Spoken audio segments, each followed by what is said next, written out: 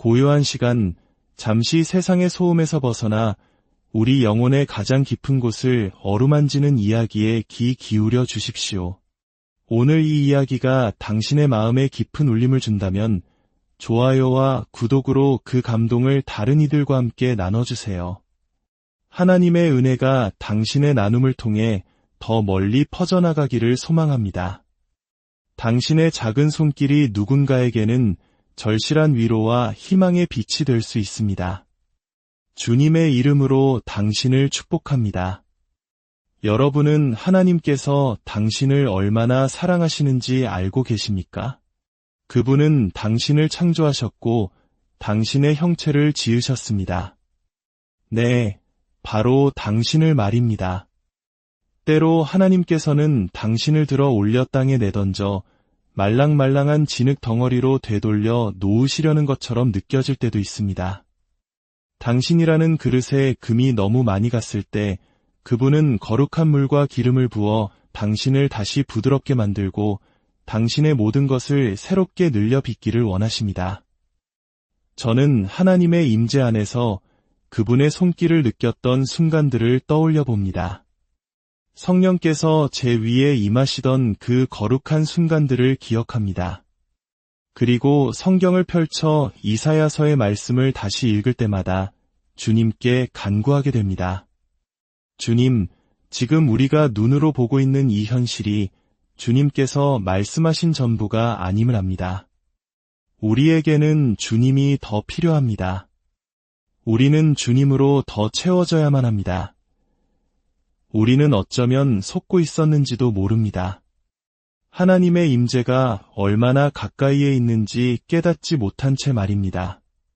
우리는 그분의 임재가 지금 당장 우리에게는 허락되지 않은 것이라 여기지만 사실 그분의 영광은 우리를 위해 온전히 남김없이 완벽하게 열려 있습니다. 사도 바울을 통해 주신 말씀처럼 그분의 영광은 계속해서 자라나고 있습니다. 끊임없이 더해지는 영광입니다. 그러므로 우리는 그 계속해서 커져가는 영광의 영역으로 발을 들여놓아야 합니다. 그 세계로 건너가야 합니다. 우리 중 일부는 그 영광의 세계로 건너가려다 마치 달려오는 버스에 치인 것처럼 큰 시련을 겪었을지도 모릅니다. 삶에 납작하게 짓눌려 다시 그 경계를 넘어서기를 두려워하게 되었을지도 모릅니다. 제가 제 아들 엘리사를 낳고 초보 엄마였을 때의 일입니다. 하와이에서 아들에게 달려가기 위해 길을 건너고 있었습니다. 그런데 그 순간 차에 치이고 말았습니다. 공중으로 몸이 붕 뜨고 맹렬히 달려오는 차의 충격이 온몸으로 느껴지던 그 순간을 저는 결코 잊을 수 없습니다. 차는 제 엉덩이 부분을 강타했고 저는 저도 모르게 방언으로 비명을 질렀습니다. 그런데 놀랍게도 천사들이 저를 붙잡아 주었습니다. 정말입니다. 바로 그때 같은 교회의 한 어린 소년이 환상을 보았습니다. 악마가 운전자의 눈을 가리고 있었고 그 차가 저를 들이받는 장면, 그리고 천사가 달려와 제가 아스팔트 바닥에 부딪히기 전에 저를 붙잡는 장면을 똑똑히 보았다고 합니다. 그 사고 이후 제가 살아남을 이유는 어디에도 없었지만 저는 아무런 후유증 없이 온전히 완벽하게 치유되었습니다. 저는 그때 생각했습니다. 하나님께서는 왜 그 어린 소년에게 영적인 세계에서 일어나는 일을 보여주셨을까? 그리고 그 일을 보여주실 거였다면 애초에 그 차가 저를 치지 못하도록 막아주시지는 않았을까? 신학적으로 이 모든 상황을 이해하려고 애썼습니다. 물론 치유에 감사했지만 그 안에 담긴 더 깊은 의미가 궁금했습니다. 주님께서는 오래전에 이 이야기를 오늘 밤 다시 제게 떠올려 주셨습니다. 그리고 이런 말씀을 주셨습니다. 깨어나라, 경계하라, 그리고 건너가라. 무엇을 건너가라는 것일까요? 바로 우리가 늘 들어왔던 그 하나님 나라의 영역, 새 언약의 영역, 그분의 영광을 품고 세상을 변화시키는 삶의 영역, 예수 그리스도를 우리 안에 모시고 살아가는 그 차원으로 건너가라는 것입니다. 때로 우리는 삶의 여정에서 큰 충돌을 겪습니다. 하지만 영광과 신실함 가운데 계신 하나님께서는 그분의 사자들을 보내 우리를 붙잡아 주십니다. 우리는 결코 꺼져버리지 않을 것입니다. 우리가 쓰러질 뻔했던 모든 순간들을 헤아려 본다면 그 숫자는 너무나도 많아 셀 수조차 없을 것입니다. 우리는 모두 질그릇과 같습니다. 연약하고 깨지기 쉬운 존재입니다. 하지만 얼마나 영광스러운 하나님께서 이 보잘것없는 질그릇을 채워주시는지요. 상상해 보십시오. 하나님께서 당신을 가득 채우시는 모습을 말입니다.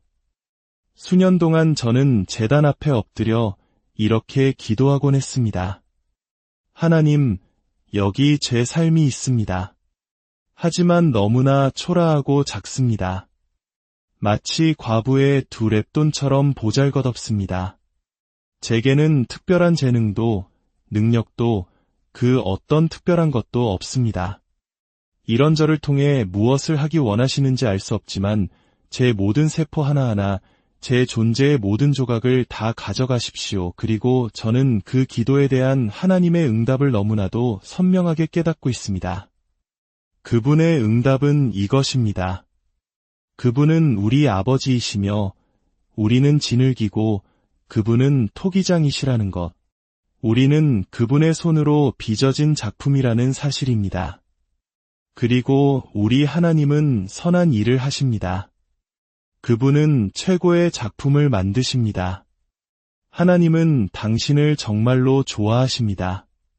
그분이 당신을 창조하셨고 당신의 모습을 빚으셨습니다.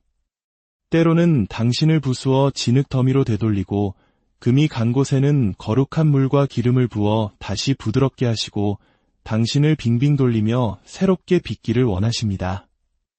이 모든 과정은 그분의 영광을 위한 것입니다.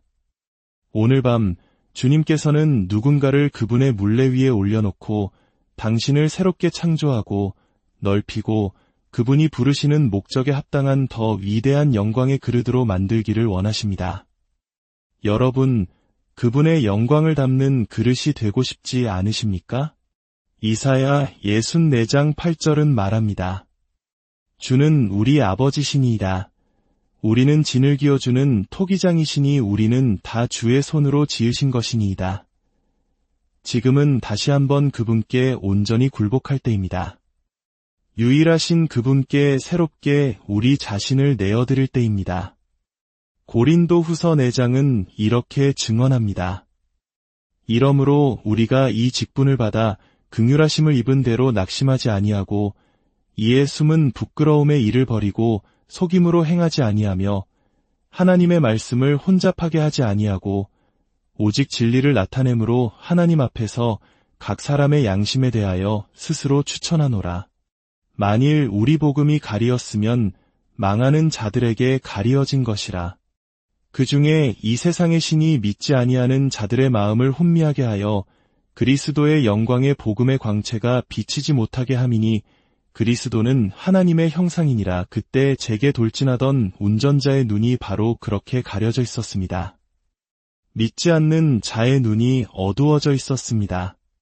저는 아주 평범한 사람입니다. 제 시간의 대부분을 흙먼지 속에서 가난한 이들을 끌어안으며 보냅니다. 화려한 집회보다는 사람들을 안아주고 소박한 일들을 하며 대부분의 시간을 보냅니다. 저는 때때로 제 인생에서 이미 가장 비참하고 고통스러운 장면들을 다 보았다고 생각합니다. 하지만 얼마 전 제 아이들과 함께 비포장도로를 달려 마투로라는 마을에 도착했을 때 저는 제 생각이 틀렸음을 깨달았습니다. 그곳은 마치 살아있는 지옥과 같았습니다. 저는 원수가 할 수 있는 최악의 일들을 보아왔습니다. 그리고 저는 이곳에 앉아 계신 신실한 종들의 말씀을 듣습니다. 그들이 변화에 대해 이야기하고 하나님께서 우리를 통해 무엇을 하실 수 있는지 이야기하는 것을 듣습니다. 그리고 저는 하나님께 이렇게 기도합니다. 나의 하나님, 나의 아빠 아버지, 저는 그 말씀을 믿습니다. 그러니 저를 이 땅의 가장 지옥 같은 구덩이로 보내주소서. 원수가 최악의 일을 저지른 바로 그곳에서 제가 당신의 진리를 증명하게 하소서. 저는 제 아이들과 함께 그곳으로 들어갑니다. 우리에겐 무대 조명도 판매할 상품도 그 어떤 것도 없습니다. 그저 낡은 성경책 한 권과 물통 2개가 전부일 때도 있습니다. 우리는 그곳에 걸어 들어가 이렇게 선포합니다. 하나님, 우리가 여기 있습니다. 이 마트로에 당신의 나라가 임하는 것을 보기 원합니다. 굶주리고 죽어가고 상처 입은 이들 가운데 당신의 영광이 지금 임하는 것을 보기 원합니다. 주님, 우리가 배운 대로, 우리가 믿는 대로 세상이 변화되는 것을 볼 수 있다면 이 행성에서 가장 어둡고 가장 지옥 같고 가난과 고통으로 가득한 이곳에서 그것을 증명하게 하소서. 어떤 이들은 사랑이 힘없고 나약하다고 생각할지 모릅니다. 하지만 저는 이빨이 있는 사랑을 원합니다. 제가 죽어가는 나병 환자의 손을 잡았을 때 그녀가 일어나 저와 함께 춤을 출 수 있게 하는 그런 강력한 사랑을 원합니다. 예수님께서 감각이 없던 그녀의 발에 신경을 되살려 주셨기 때문입니다. 그분이 바로 나의 하나님이십니다. 제 여동생의 이야기입니다. 저는 16살에 구원을 받았고 얼마 지나지 않아 이 영광스러운 복음을 전하기 시작했습니다. 제 부모님은 아이를 가질 수 없었는데 기적적으로 저를 낳으셨고 저를 하나님께 바치셨습니다. 제게는 남동생 제커리도 있었지만 5살 때 세상을 떠났습니다. 동생이 죽자 부모님은 크게 절망하며 하나님께 분노를 터뜨렸습니다. 얼마 후 제가 뇌수막염에 걸려 병원에 입원했습니다. 부모님은 다시 하나님께 기도했습니다. 만약 이 아이를 살려주시면 정말로 이 아이를 당신께 드리겠습니다. 하나님은 그 기도를 들으셨고 저를 그분의 소유로 삼으셨습니다. 하지만 제 여동생은 그런 기도를 받은 적이 없었습니다. 그녀는 하나님께 아무런 관심이 없었고 오히려 저를 비웃고 조롱했습니다.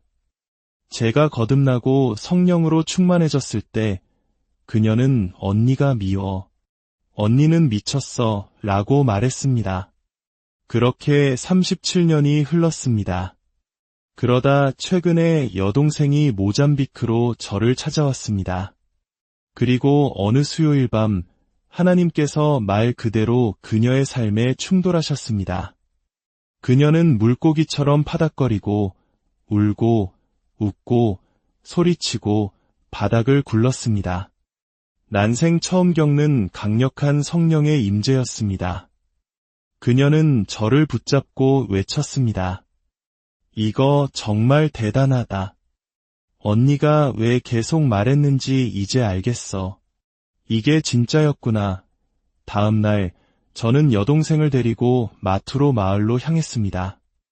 성령 충만을 받은 지 하루밖에 안 된 그녀에게 그곳은 충격이었습니다. 그녀는 제게 물었습니다. 우린 어디서 자? 저는 땅을 가리키며 바로 여기라고 말했습니다. 화장실은 구덩이가 있을지도 모르지. 없으면 알아서 찾아봐. 그녀는 충격에 빠진 눈으로 저를 쳐다봤습니다. 그리고 눈앞에서 펼쳐지는 기적들을 보았습니다. 맹인의 눈이 열리고 기먹은 자의 귀가 열리는 것을 보며 이게 진짜구나 하고 감탄했습니다. 우리는 흙바닥에 앉아 새로운 친구들을 사귀었습니다. 한 남자를 만났습니다. 그는 제 평생 만난 사람 중 가장 절망적인 모습이었습니다. 온몸이 벌레로 뒤덮여 있었고 다해진 누더기를 걸치고 있었습니다.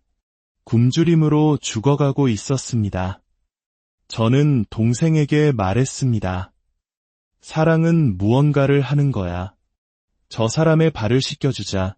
우리는 겨우 낡은 물통 하나를 구해 소금을 타서 그 사람의 발을 씻기기 시작했습니다. 동생은 제 옆에서 계속 방언으로 기도하며 이 지옥 같은 곳에서 애 자신이 행복을 느끼는지 이해하지 못하면서도 웃고 있었습니다. 제가 그 남자에게 이름을 물었습니다. 그는 대답했습니다. 제 이름은 제커리아스입니다. 제커리, 우리 죽은 남동생의 이름이었습니다.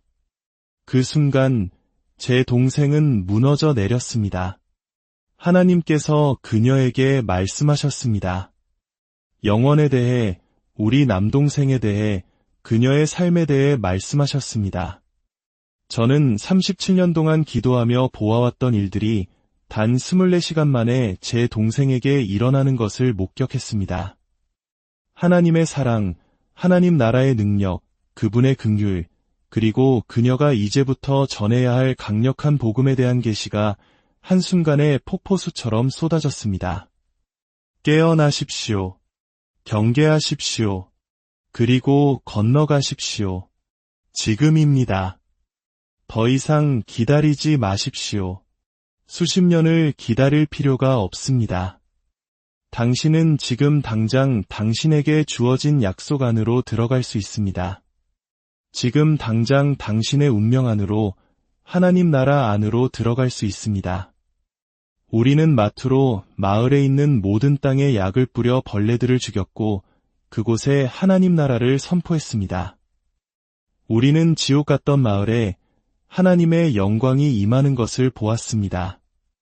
그리고 37년 동안 하나님을 거부했던 제 여동생을 하나님께서 당신의 물레 위에서 빠르게 돌려 그분의 영광을 담는 그릇으로 빚어내시는 것을 보았습니다. 하나님은 당신에게 거창한 일을 하라고 요구하지 않으실 수도 있습니다. 하지만 그분은 당신이 하는 모든 일을 위대한 사랑으로 하기를 원하십니다. 어둠이 가장 짙은 곳, 그곳이 바로 우리가 빛나야 할 곳입니다. 하나님이 어둡게 내버려두고 싶어 하시는 곳은 단 한 군데도 없습니다. 우리는 어둠을 두려워하지 않습니다. 왜냐하면 우리가 품고 있는 이 영광은 계속해서 커져가는 영광이기 때문입니다. 우리는 우리 자신을 전하는 것이 아니라 오직 예수 그리스도를 주님으로 전합니다. 그분은 마투로 마을을 돌보실 수 있고 당신의 가정을, 당신의 도시를, 당신이 처한 모든 상황을 돌보실 수 있는 위대한 하나님이십니다. 기름 부음이 멈추었던 유일한 순간은 더 이상 내놓을 그릇이 없었을 때였습니다. 당신 자신을 하나님께 드리십시오. 그분을 담을 그릇으로 당신을 내어드리십시오. 기름을 더 많이 필요로 하는 사람들은 계속해서 기름을 붓고 또 붓는 사람들입니다. 혹시 당신의 삶이 메말라 있다면, 가득 채워지길 원하신다면 당신 자신을 주님께 드리십시오. 이제 눈을 감고 당신 자신을 주님께 드려봅시다. 그리스도의 얼굴에 있는 하나님의 영광을 아는 빛이 당신에게 비춰지기를 기도하겠습니다. 우리 마음에 그 빛을 비추시는 주님을 구합시다. 지금은 당신 자신을 내어드릴 때입니다. 성령께서 당신에게 더 큰 순종을 요구하시는 것이 느껴진다면 그저 그분 앞에 무릎 꿇으십시오. 나를 빚으시고 나를 가지시고 필요하다면 나를 부수어 달라고 고백하며 살아계신 하나님 앞에 겸손히 자신을 내어드리십시오. 그분은 누구든지 사용하실 수 있습니다. 우리는 이 보배를 질그릇에 가졌으니 이는 심히 큰 능력은 하나님께 있고 우리에게 있지 아니함을 알게 하려 함입니다. 그러므로 우리는 사방으로 우겨쌈을 당하여도 쌓이지 아니하며 답답한 일을 당하여도 낙심하지 아니하며 박해를 받아도 버림받지 아니하며 거꾸러뜨림을 당하여도 망하지 아니합니다. 이제 남은 시간 동안 함께 기도합시다. 하나님, 저를 당신의 물레 위에 올려주십시오. 저를 빚어주소서. 저를 채워주소서. 저를 변화시키시고 재배열하시고 넓혀주소서. 주님, 저를 보내주소서. 우리가 믿는 고로 또한 말하는 것 같이 여러분은 믿으십니까? 그렇다면 선포하십시오.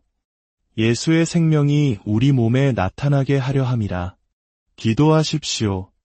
예수의 생명이 내 몸 안에 드러나게 하소서.